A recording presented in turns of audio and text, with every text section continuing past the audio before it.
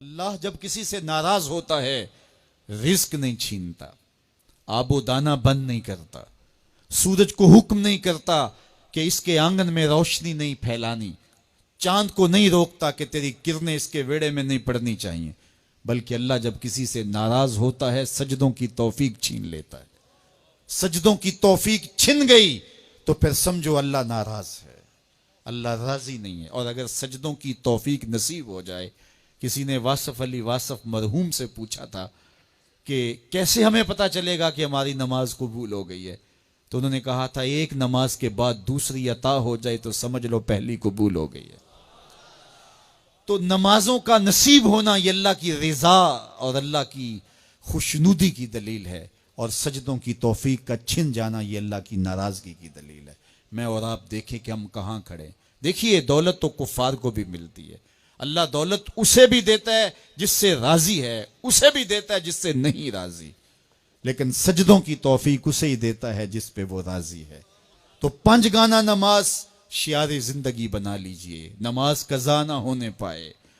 قیامت کے دن بے نمازی اس صف میں کھڑا ہوگا جس صف میں نمرود کھڑا ہوگا، جس صف میں حامان کھڑا ہوگا، قارون کھڑا ہوگا، شداد کھڑا ہوگا۔ مجھے بتائیے ہم میں سے کوئی یہ گوارہ کرتا ہے ہم اس صف میں کھڑے کر دیے جائیں جہاں دشمنان خدا کھڑے ہوں؟ آج کوئی نماز پڑھے یا نہ پڑھے، حشر کے دن حکم ہوگا کہ اللہ کے حضور سجدہ کرو۔ ہر کوئی سجدہ کرنا چاہے گا، جو نہیں پڑھتا وہ بھی کرنا چاہے گا، لیکن بے نمازی کی کمر اکڑ جائے گی، وہ آرزو رکھنے کے باوجود سجدہ نہیں کر پائے گا۔ قرآن بتاتا ہے کچھ لوگ جہنم کو دھکیلے جا رہے ہوں گے، انہیں کچھ لوگ پوچھیں گے ما سلککم فی سقر، تم جہنم کو کیوں جا رہے ہو، کیا ہوا تمہیں؟ تو وہ جواب میں کیا کہیں گے؟ لم نکو من المصلین، ہم نماز نہیں پڑھا کرتے تھے۔ سب سے پہلا حساب قیامت کے دن جو بندے سے لیا جائے گا وہ نماز کا لیا جائے گا۔ پہلا سوال بندے سے یہ ہوگا۔ یار چڑیاں بھی رب کی تسبیح بولیں اور اشرف المخلوقات سویا رہے؟ جب صبح کا وقت ہوتا ہے حشرات الارض بھی بلوں سے نکل کے رب کی تقدیس کے ترانے پڑھ رہے ہوتے ہیں، درختوں کی شاخوں پہ چڑیاں پرندے وہ بھی اللہ کی تقدیس کے ترانے پڑھ رہے ہوتے ہیں، حشرات الارض بھی اس کی تقدیس کے گیت گا رہے ہوتے ہیں، اور اشرف المخلوقات خراٹے لے رہا ہو، اس سے بڑی بد نصیبی کیا ہو سکتی ہے؟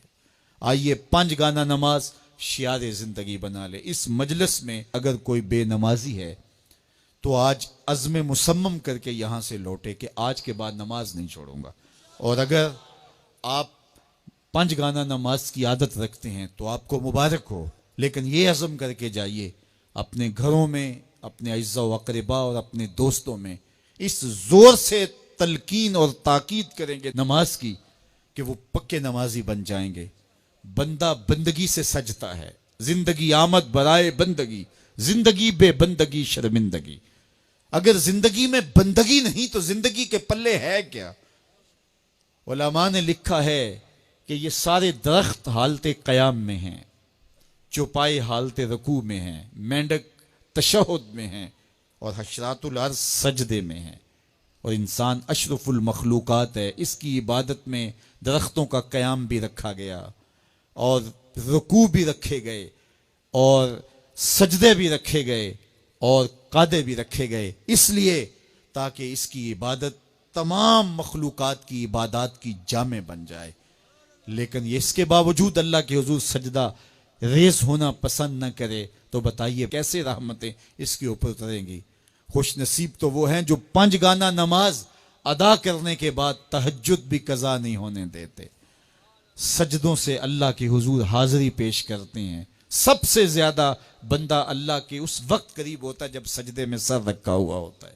انسان کے اشرف اعضاء اس کے سر میں ہیں، بولنے کی قوت زبان سر میں، دیکھنے کی قوت آنکھیں سر میں، سونگنے کی قوت ناک سر میں، چکھنے کی قوت زبان سر میں، سننے کی قوت کان سر میں، سوچنے کی قوت دماغ سر میں، اور سر مالک کے در پہ۔